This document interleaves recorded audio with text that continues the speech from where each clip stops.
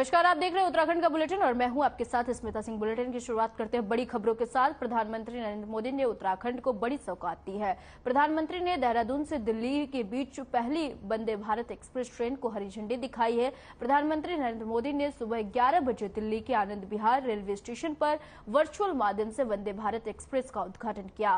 वहीं हरिद्वार में भी ट्रेन को लेकर आयोजित कार्यक्रम में विधायक और साधु संतों समेत स्थानीय लोग हरिद्वार रेलवे स्टेशन पर मौजूद रहे। प्रधानमंत्री ने देश के 70वीं वंदे भारत एक्सप्रेस जो उत्तराखंड में शुरू होने वाली पहली वंदे भारत एक्सप्रेस को हरी झंडी दिखाकर रवाना किया है। आगामी 29 मई से वंदे भारत एक्सप्रेस का नियमित संचालन किया जाएगा। वहीं दिल्ली देहरादून के बीच संचालित होने जा रही है वंदे भारत एक्सप्रेस में चेयर कार का किराया 900 रुपए और एग्जीक्यूटिव चेयर कार का किराया 1695 रुपए होगा। कार्यक्रम में मौजूद सभी लोगों ने प्रधानमंत्री नरेंद्र मोदी का आभार व्यक्त किया है।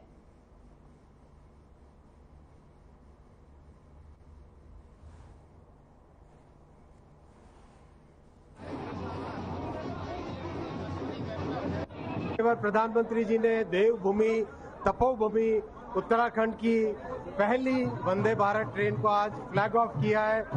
बहुत बहुत प्रधानमंत्री जी को साधुवाद। और प्रधानमंत्री जी ने ये भी कहा है कि ये पहली ट्रेन है तो जरूर इसके बाद में भी रेलवे का जबरदस्त विकास उत्तराखंड में होता है। गौरव की बात है कि वंदे भारत ट्रेन उसका देहरादून से दिल्ली तक का ये जो प्रारंभ है अपने आप में बहुत बड़ी उपलब्धि है। इसके लिए देश के यशस्वी प्रधानमंत्री जिनको हम राष्ट्र ऋषि कहते हैं, राष्ट्र का गौरव कहते हैं, ऐसे श्रद्धेय प्रधानमंत्री जी ने एक बहुत बड़ी सौगात दी है उत्तराखंड को, पूरे हिमालय को, 4 धामों को और देश के करोड़ों सनातन धर्मियों को एक बहुत बड़ा उपहार, एक गिफ्ट दिया है। इसके लिए देश के प्रधानमंत्री जी को और हमारे अश्विनी वैष्णव जी रेल मंत्री जी का को हम धन्यवाद करते हैं, अभिनंदन करते हैं। वंदे भारत एक्सप्रेस ट्रेन जो देहरादून से दिल्ली, आप इस पे ये मानकर चलिए जो हमारा राज्य है, अपने राज्य में पूरा का पूरा राज्य आज इस प्रकार का राज्य है कि जो टूरिस्ट हब के रूप में आज ऐसी ट्रेन के चलने से बहुत बड़ी मात्रा में इसको आप देखेंगे कि इसका लाभ हमारे राज्य को मिले। ये ऐसी ट्रेन है जो सुबह जाएगी, शाम को वापस आएगी। जिनको 4-5 घंटे का दिल्ली में काम है वो आराम से काम करके वापस आएंगे।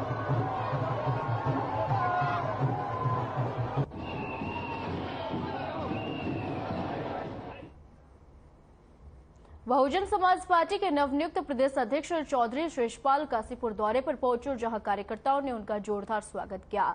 इस दौरान उन्होंने मीडिया से बात करते हुए दावा पेश किया कि आने वाले समय में बसपा के बिना कोई भी पार्टी प्रदेश में काबिज नहीं हो सकेगी। साथ ही उन्होंने 2024 में होने वाले आम चुनाव को लेकर कार्यकर्ताओं को एक्टिव लेने के लिए वही कहा।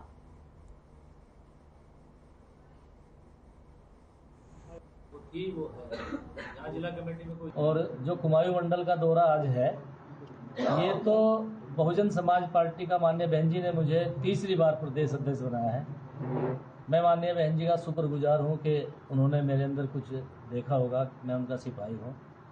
और मैं आज अपने साथियों से, मेरे जो जिले के पदाधिकारी हैं, मेरे सीनियर साथी भी आ रहे हैं, तो जिला committee, booth committee, sector committee, इन कमेटियों पर हम चर्चा करेंगे और बहुजन समाज पार्टी का जो संगठन है उसको मजबूती की ओर ले जाए।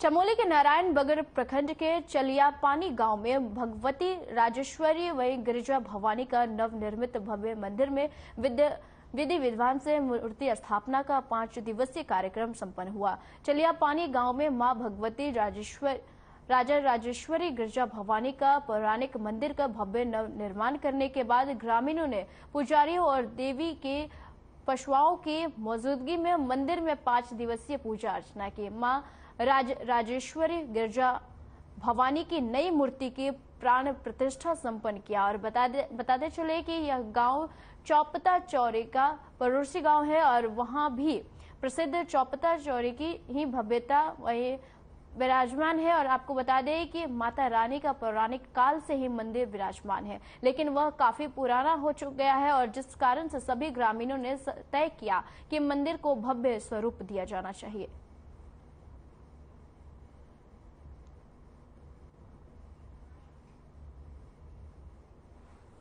यहाँ पर अगले 3 साल पहले हम यहाँ पर पूजा की तो भावना भगवती ने दिया कि मेरे नए मंदिर को तैयार करो।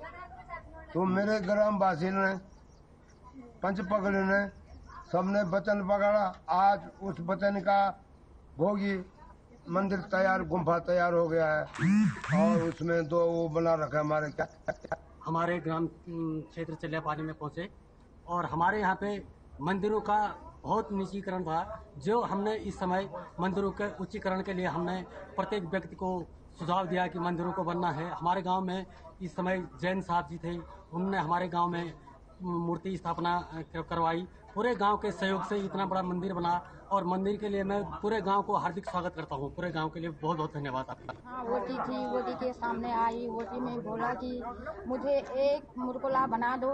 उन्होंने सोचा कि ये जो है इसके कपड़े अच्छे नहीं है, कहाँ हमारे लिए कीमत देगी। दूसरे के वोटी में गई, उसके लिए बोला कि मुझे जिन्स बना दो। उन्होंने कहा कि बना दूंगा, मैं जिन्स भी बना दूंगा, मुरकुला बना दूंगा।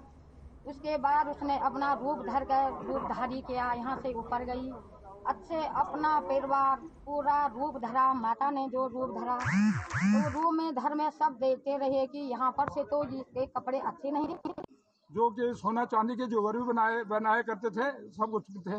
तो माँ आई, तो माँ एक बुढ़िया के रूप आई, यहाँ पर बैठी। तो उसने कहा यार मैं तो बहुत दिन से बिल्कुल, तो यहाँ पर शायद किसी ने उनको जेवर दिए, अब किसी ने दिया ये हमको भी पूरा पता नहीं है। लेकिन उसके बाद उन्होंने यहाँ पर अपनी ज्योति जलाए, यहाँ पर अग्नि जलाई। विश्व हिंदू परिषद के केंद्रीय मार्गदर्शक मंडल की 2 दिवसीय बैठक हरिद्वार में शुरू हो गई। बैठक में देश भर से आए करीब 250 प्रमुख साधु संत और विश्व हिंदू परिषद पदाधिकारी भाग ले रहे हैं। और आपको बता दें कि हरिद्वार के कृष्णा आश्रम में शुरू हुए बैठक में 2 दिन तक लैंड जिहाद, आपको बता दें कि धर्मांतरण पर भी वापसी और लिव इन समलैंगिक विवाह, हिंदू मंदिरों के अधिग्रहण और वक्फ बोर्ड को असीमित अधिकारियों पर चर्चा की जाएगी।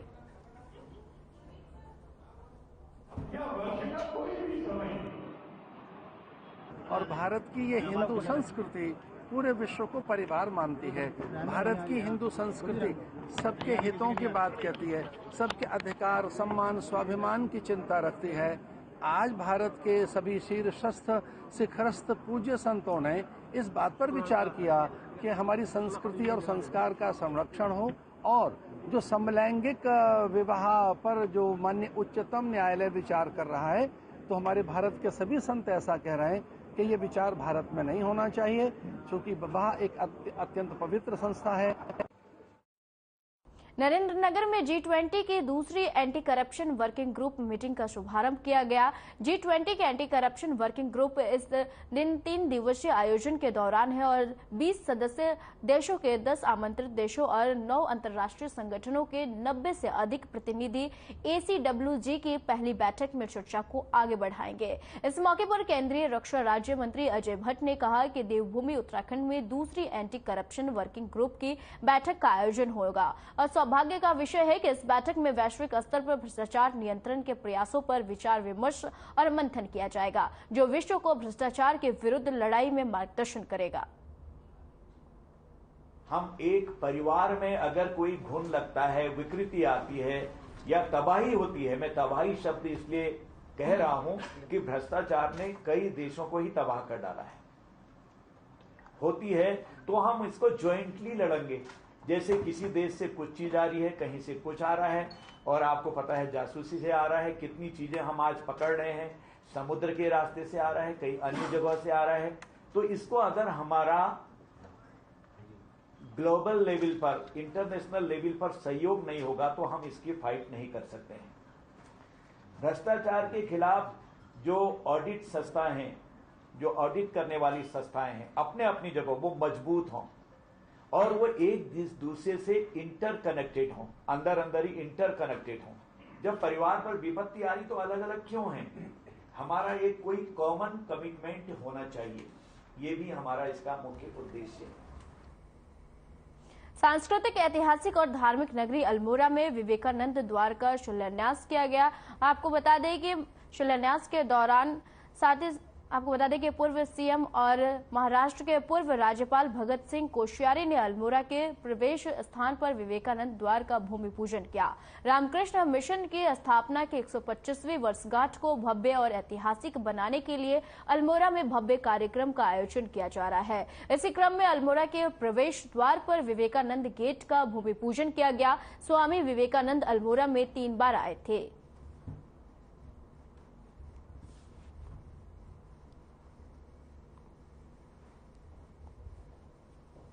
ये जो द्वार बना है, ये द्वार है क्या? It is a gateway to some solutions of the world. Solutions of the world तक कहने का बात यही है क्या, ये स्वामी जी परमहंस जी से उनके लिए जो आध्यात्मिक जो शक्ति समूचा मिलता है, तब वो मिलने के बाद उनका दिमाग में हर वक्त एक मैं तो मिला तो ये कैसे इसका सदुपयोग करें दुनिया का भलाई के लिए, ये उनका दिमाग में हर वक्त प्रॉब्लम था। तो ये सोचते सोचते बहुत ध्यान ध्यान कर रहे, जप कर रहे, चिंतन कर रहे, देख रहे।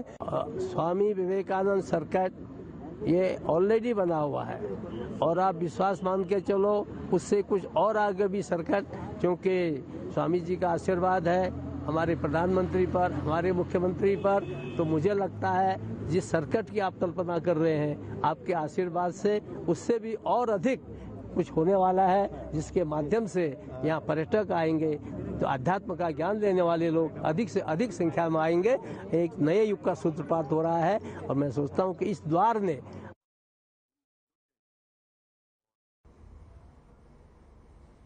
आगामी लोकसभा चुनाव को लेकर बीजेपी ने तैयारियां तेज कर दी है। भारतीय जनता पार्टी के साथ तमाम मोर्चा और संगठन बूथ लेवल पर पार्टी को मजबूत करने में जुट गए हैं और इसी क्रम में महिला मोर्चा के राष्ट्रीय कार्यकारिणी सदस्य और हरियाणा प्रभारी नंदा डगला अल्मोड़ा पहुंची और बीजेपी महिला मोर्चा और बूथ लेवल कार्यकर्ताओं में जोश भरने के लिए नंदा डंगला बूथ के लेवल पर भ्रमण कर रही है और प्रेस वार्ता करते हुए नंदा डगला ने कहा कि वह पहाड़ी क्षेत्रों की समस्याओं को लेकर केंद्रीय नेतृत्व के पास जाएंगे और उनको पहाड़ की महिलाओं की समस्याओं से अवगत कराएंगे।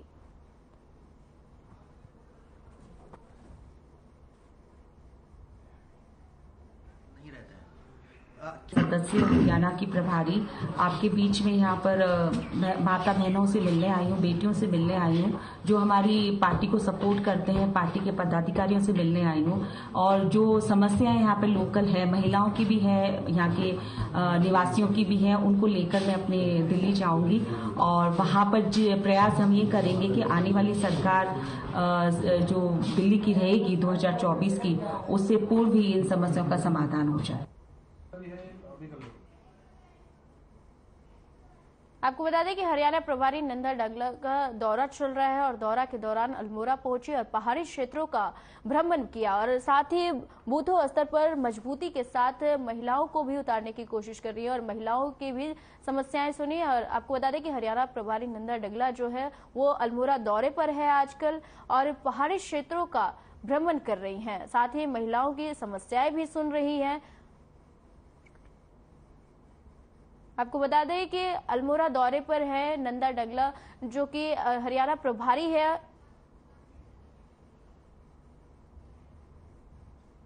स्वास्थ्य सर्वेक्षण योजना के तहत शहर को कचरा मुक्त बनाने के लिए नगर पंचायत के अधिशासी अधिकारी सरोज गौतम के नेतृत्व में एक जागरूकता रैली निकाली गई और जागरूकता रैली का शुभारंभ नगर पंचायत अध्यक्ष सीमा सरकार ने हरी झंडी दिखाकर नगर पंचायत से रवाना किया। नगर क्षेत्र के विभिन्न वार्डों से होता हुआ पुनः नगर पंचायत में आकर रैली का समापन किया गया। रैली में नगर पंचायत अधिशासी अधिकारी सरोज गौतम के नेतृत्व में नगर पंचायत सभासद एवं कर्मचारी गण शामिल हुए और लोगों को स्वास्थ्य के लिए वहीं प्रेरित और जागरूक करते रहे।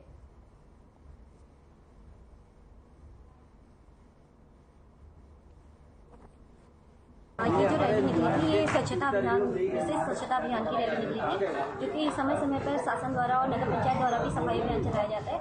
उन्हीं में ये एक हमने आज स्वच्छता अभियान चलाया था जिसके तहत लोगों को जागरूक करना और समय समय पर लोगों को जागरूक करना।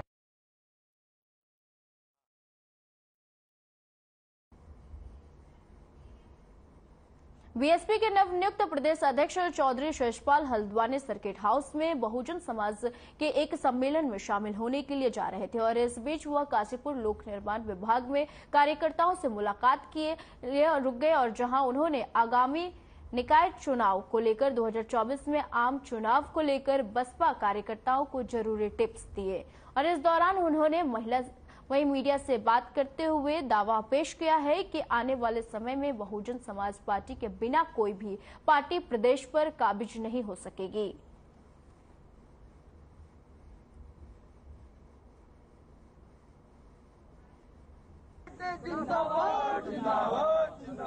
और अपनी बहुजन समाज पार्टी के जो बहुत जिम्मेदार साथी यहाँ आए हैं, मैं इनका भी तहे दिल से शुक्रिया अदा करता हूँ, साथ में आपका भी करता हूँ। और जो कुमायूं मंडल का दौरा आज है, ये तो बहुजन समाज पार्टी का माननीय बहन जी ने मुझे तीसरी बार प्रदेश अध्यक्ष बनाया है। मैं माननीय बहन जी का शुक्रगुजार हूँ कि उन्होंने मेरे अंदर कुछ देखा होगा, मैं उनका सिपाही हूँ। और मैं आज अपने साथियों से, मेरे जो जिले के पदाधिकारी हैं, मेरे सीनियर साथी भी आ रहे हैं, तो जिला committee, booth committee, sector committee, इन कमेटियों पर हम चर्चा करेंगे और बहुजन समाज पार्टी का जो संगठन है उसको मजबूती की ओर ले जाए, अपना बूथ जीते और 24 का चुनाव है लोकसभा का, उसमें हम अच्छी तैयारी के साथ, पहाड़ पर हाथी दिखना चाहिए, इसलिए अपने कार्यकर्ताओं के साथ बैठक करके उस पर चर्चा करें। आपने इसको किस तरीके से दोबारा खड़ा करें? मैं इस तरीके से इसको देखता हूँ, बहुजन समाज पार्टी के कुछ साथी, जो जिम्मेदार साथी माननीय बहन जी जिनको लगाती हैं, उनमें कुछ कमियां हो सकती हैं कि वो थोड़ा पूर्ण रूप से सक्रिय होकर के काम ना करें, परंतु बहुजन समाज पार्टी का जो वोट ऑफ परसेंटेज है वो बराबर रहता है, वो कहीं किस्म का।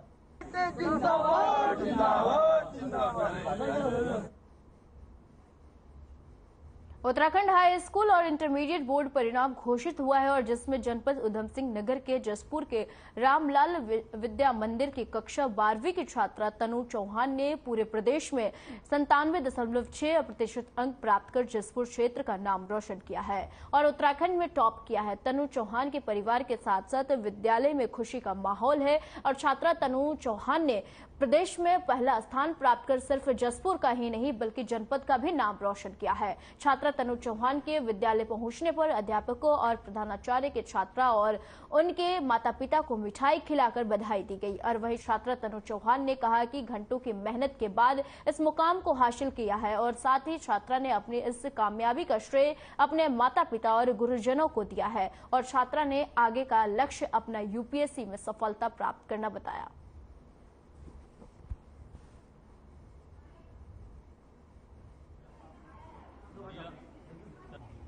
देखिए, रामलाल सिंह चौहान संस्कृत विद्या मंदिर इंटर कॉलेज जसपुर में कई वर्षों से लगातार अपने उत्तराखंड की मेरिट सूची में लगातार स्थान प्राप्त करते हैं और एक दो ही बच्चे नहीं, अधिकांश बच्चे, इस वर्ष तो 18 बच्चों ने स्थान प्राप्त किया है और इंटरमीडिएट में 7 बच्चों ने और हाई स्कूल की मेरिट सूची में 11 बच्चों ने स्थान प्राप्त किया।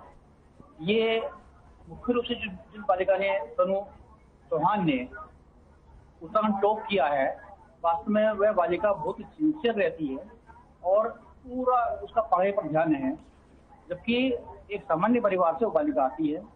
उसके पिताजी कृषक है, किसान है और माताजी उनकी गृहिणी है, फिर भी उसका हिंदी इंग्लिश दोनों में राइटिंग बिल्कुल मोती जैसा राइटिंग और जिस विषय को कोई क्वेश्चन को आंसर भी याद करती है एक बार में ही, तो तुरंत उसको याद होता है। मेडिटेशन मुख्य रूप से वो करती है डेली। हाँ, मुझे आज बहुत अच्छा लग रहा है। जो आपकी सफलता है इसका श्रेय किसे? मैं इसका श्रेय अपने प्रधानाचार्य जी को, अपने टीचर को और अपने पापा जी को देना चाहती हूँ। सर यूपीएससी की तैयारी कर रहे हैं? जी सर। और कौन कौन आपके अलावा? मेरे मम्मी पापा और मेरी दादी जी। सर मैं सुबह को लगभग 4-4:30 बजे उठ जाती थी, उसके बाद फिर 1-2 घंटा पढ़ाई, फिर उसके बाद स्कूल, फिर जैसे स्कूल के टीचर कुछ वर्क देते थे वो ज़रूरी करना था और जो कुछ याद करने को देते थे वो भी ज़रूरी करना था, जैसे सर कहते थे वैसे पढ़ना ही पढ़ना था। अच्छा, सबसे sir math. Life coaching school the life of Joy school of transformation ने एक ग्रेजुएशन पार्टी के साथ सेल्फ ट्रांसफॉर्मेशन प्रोग्राम के अपने तीसरे बैच का पूरा किया और लाइफ कोचिंग स्कूल पार्टी इसमें शामिल होने वाले लोगों और उनके लाइफ कोच के लिए उनकी खोज की यात्रा का उत्सव था, जो खुद के कॉन्शियसनेस को रिप्रोग्राम कर रहे हैं और अपने जीवन में महारत हासिल कर रहे हैं। The life of Joy school of transformation coaching batch के लिए एक एक्सपर्ट लाइफ कोच के गाइडेंस में 1.5 साल का लाइफ कोचिंग प्रोग्राम ऑफर करता है। इस दौरान 3 डायमेंशनल अप्रोच अपनाते हुए प्रतिभागियों को इस तरह के ट्रेन किया जाता है कि पहले वह खुद पर काम करे, खुद को कमियों के साथ एक्सेप्ट करें, नकारात्मक भावनाओं को समाप्त करें और सकारात्मक मानसिकता का निर्माण करें। फिर उन रिश्तों के लिए उन्हें तैयार किया जाता है जो वे दूसरों के साथ सावधानी से, क्षमा और नॉन जजमेंटल होकर साझा करते हैं और अंत में दूसरों को अपनी लाइफ में एक पॉजिटिव चेंज लाने और अपने मकसद को सामने लाने में मदद करने में सक्षम बनाया जाता है। एक्सपीरियंस ले चुके लोगों का कहना है कि प्रोग्राम शैडो पर काम करने, एनर्जी सेंटर्स को पहचानने, फीलिंग्स को मैनेज करने और बहुत कुछ करने में मदद करता है। I know that I have a mentor for life in her and I can go to her for any problem that I ever have. I think उन्होंने मुझे problems face करना और identify करना बहुत बढ़िया तरीके से सिखा दिया है। Dr. Bhushania that I became a part of this program. I would request that everybody should have a mentor like Yuji in their lives, so that their lives move in the right direction. Grateful to Fuji for every bit of it. Thank you. My life like a industry and I didn't know where it is that my life is going to. After this course, I have so much awareness about my own self. और जो programme का नाम है life of Joy, if you really want to enjoy your life, everyone should do this program because हर किसी की life में कुछ ना कुछ होता है जो अनहील्ड रह जाता है या जिस चीज की कमी होती है, उसको पूरा करने के लिए this is the best investment you can make in yourself. इस लाइफ में को-क्रिएशन के अलावा कोई और रास्ता नहीं है। Co-creation and co-existence are two things which will help you to manifest and which will help us all to raise our level of consciousness. So the purpose of this program was to only this, to raise our levels of consciousness, to create this awareness among people.